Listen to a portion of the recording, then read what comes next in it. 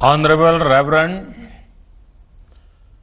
Dr. Joseph Mar Thoma, Metropolitan, revered fathers, distinguished members of Mar Thoma Church, it is my great privilege to address this august gathering. We have gathered to mark the special occasion of the 19th birthday of most revered Dr. Joseph Mar Thoma, Metropolitan. I convey my greetings to him and I wish him a long life and best health. Dr. Joseph Mar Thoma had devoted his life for the betterment of our society and nation. He has been particularly passionate about removal of poverty and women empowerment. Friends, the Mar Thoma Church is closely linked with the noble ideas of Saint Thomas, the Apostle of Lord Christ. India has always been open to spiritual influence from many sources.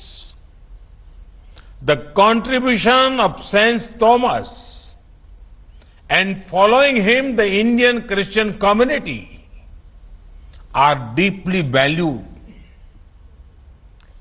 With Saint Thomas, we associate humility. He rightly said, and quote, "Humility, which is a virtue, is always fruitful in good works," unquote. It is with this spirit of humility that the Mar Thoma Church has worked to bring a positive difference in the lives of our fellow Indians. They have done so in areas such as healthcare and education. Saint Thomas was blessed with immense wisdom. The Mar Thoma Church played a role in India's freedom struggle. The church was at the forefront of working towards national integration. This church fought the emergency. It is a matter of immense pride that the Mar Thoma Church is firmly rooted in Indian values. The contribution of the church has also been recognized at the national level. The former Metropolitan of Mar Thoma Church, Philippos Mark Chrysostom, was confirmed with the Padma Bhushan in 2018. He inspires many. Friends, the world is fighting a strong battle against a global pandemic. COVID-19 is not only a physical sickness, that is a threat to lives of people. It also takes our attention to unhealthy lifestyles. A global pandemic implies that humanity as a whole needs healing. Let us do everything possible to further harmony and happiness in our planet. Friends, you will be happy to know that powered by our Corona warriors, India is firmly fighting COVID-19. Earlier this year, some people had predicted that the impact of the virus in India would be very, very severe. But due to lockdown and many initiatives taken by the government, as well as a people-driven fight, India is a much better place than many other nations. India's recovery rate is rising. Any loss of life is unfortunate due to COVID or otherwise. However, India's death per million due to COVID is under 12. To place this in a context, the death rate in Italy is 574 per million. The figures in America, Britain, Spain, and France are also much higher than India. Lakhs of villages, home to 85 crore people, remain almost untouched by coronavirus.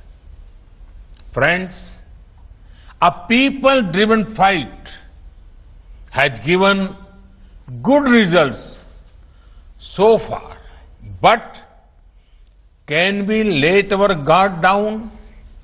No, not at all. In fact, we have to be even more careful now. Wearing masks, social distancing, 2 गज की दूरी, avoiding crowded places, regular hand washing, these remains important. At the same time, we have to focus on economic growth and prosperity for 130 crore Indians. The wheels of trade and commerce have to move. Agriculture has to flourish. In the last few weeks, the government of India has addressed both short-term and long-term issues relating to the economy. From the sea to space, from the farms to the factories, people-friendly and growth-friendly decisions have been taken. The call for Atmanirbhar Bharat, self-reliant India, will ensure economic strength and prosperity for every Indian.